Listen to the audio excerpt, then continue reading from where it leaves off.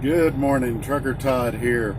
First of all, before we jump into this video, I want to tell everybody I hope you have a great Thanksgiving. I'm excited to be off a few days this week and to get to see family and have a good meal and watch Thanksgiving football. So let's all take a little time this week, and I know some of my videos have been kind of negative lately, but let's all try to remember we all have a lot to be thankful for, regardless of our situations. Also, I want to remind everybody to like and subscribe, because it's looking like there's a lot of news out of California about AB5, and I've been waiting to have a comment about it till I had more information, and so my next video, I'm probably going to talk about AB5 unless something else happens. So make sure you like and subscribe so that when I do a video about that, you'll receive a notification. For those that don't know what AB5 is a wonderful little thing that California came out with that may put a lot of owner-operators and lease operators out of business. It's a little complicated, and it's going to be one of those videos that I take notes for so that I can explain it thoroughly the way I want to and then give you my opinion on it. But let's jump into today's video. Being on the road, it can be difficult to eat healthy. It can also cause you to gain weight. When I started truck driving in '96, I weighed about 215 pounds. At my peak weight, I got up to 312. So I gained almost 100 pounds truck driving. And my case is not that unusual for many others. A lot of people gain weight. I got to the point where if you become an insulin-dependent diabetic, it becomes almost impossible to keep your CDL. It is possible, but you have to go to an endocrinologist, and you have to do all this other stuff, and it gets really, really complicated. I've heard from some safety directors at other companies that they are working on making that easier to where if your doctor says you're safe on insulin, you can drive. I don't know if that's come to fruition or if that's true or not, but that's just what I've heard. But anyway, fortunately, I'm type 2. I just have to take pills and watch what I eat and exercise when I can and things like that. But since I really started making an effort, I've gone from 312 down to 245. Roughly 67 pounds, I think is what I figured the other day that I've lost. And I've got a jacket on, a lot of stuff, because it's 26 degrees when I'm filming this video. Really cold here in Lubbock. But so I'd still like to lose another 30 or 40 pounds, but I think we could all agree that losing 67 pounds is a pretty big deal. So, and I didn't go crazy. I'm not some exercise fanatic that spends hours a day in the gym, but let's talk about some of the changes that I did make that have made the biggest difference. And like my previous doctor said, you don't have to live like a monk. You can tweak some activities in your life and have a big difference. When you think about it, basically all a diet is reducing your intake and increasing your outtake. You need to put out more energy than you take in. And so with that, let's talk about some changes that I made. Now you will see when I tell you these things that you could almost say I wasn't trying. And there's a lot of reasons for that, and I won't go into that in this video, but maybe in a future video. But for one thing, I was drinking at least a half a gallon of milk a day. Whole milk, at least a half a gallon a day. With regards to that, now I'm drinking maybe 1 or 2 cups a week of 2% milk. It took me a little while to get used to the taste, but now that I have, I prefer 2% over whole milk.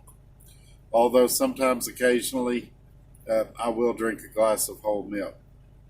Also, I would stop at these truck stops and I would get fountain drinks. and not a little one. I'd get 32, 44 ounce fountain drink, and I would drink 3 to 4 of those a day.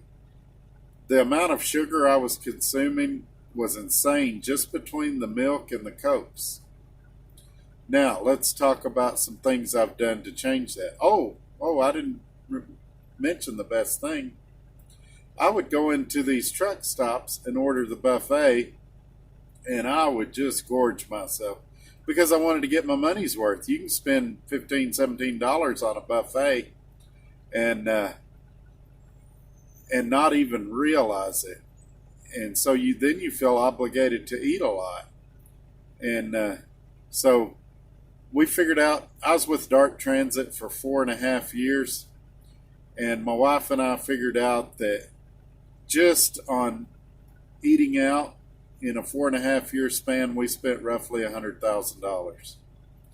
And we think back now and we think, man, had we done what I'm doing now, how much better off financially we'd be, how much better off healthy-wise I would be.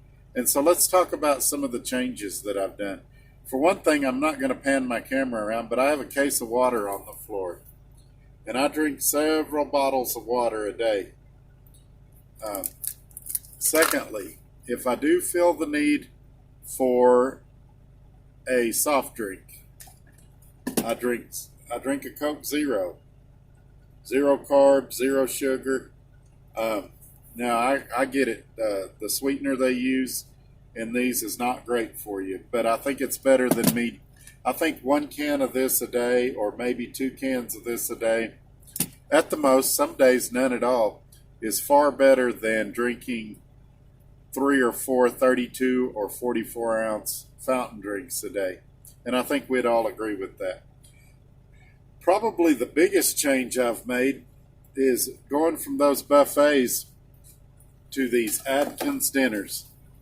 And they're available at, there's one of the lunch ones, beef merlot. And then here's one of the breakfast ones. And what I do with the breakfast one, I just add a little shredded cheese to it. I've got a microwave and a refrigerator and a freezer in here. And I cook them.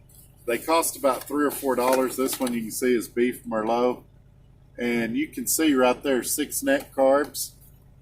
This breakfast one, I don't see on it. Has a little more carbs, 16. So it's a little higher, but I found these to be lower carb than other dinners. Also, a lot of these truck stops, sometimes you just don't want to eat in the truck. You want to get out and see people, eat something a little different.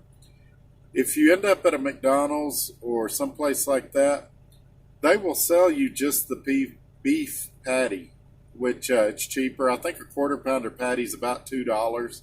Those dinners I just show you range around $3 or $4. But you can get a couple of patties, quarter-pounder patties at McDonald's, or you can get a couple of grilled chicken patties. They're around $2 a piece.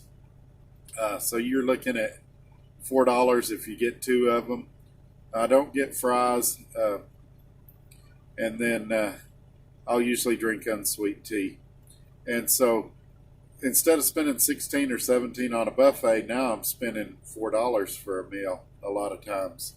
And so I've found that to make a big difference. Also, something I used to do sometimes but not consistently, I try to park towards the rear of the truck stop to get myself a little more walking in. Also, weather permitting, obviously we're not doing it right now, but when I'm on home time, occasionally my wife and I will go for a walk, or we'll go, walk around stores or something. We like to go to the Ranching Heritage Center here in Lubbock. It's a free place, and they have a lot of old colonial style houses, and we're going there and look around, or we'll go out and see the prairie dogs or stuff like that, and just stuff to keep us active. And so I know we're all going to eat Thanksgiving. We're all going to have a great time, but after the holidays, if you've kind of battled with your weight, I would encourage you to look at these things and see if there's anywhere you could tweak a little bit to improve your health and well-being. But anyway, as I said earlier, have a great Thanksgiving. I want to thank everybody for watching. Don't forget to like and subscribe. And there's probably going to be an AB5 video, maybe Friday or Saturday coming out. But anyway, have a great day. Thanks for watching. Bye-bye.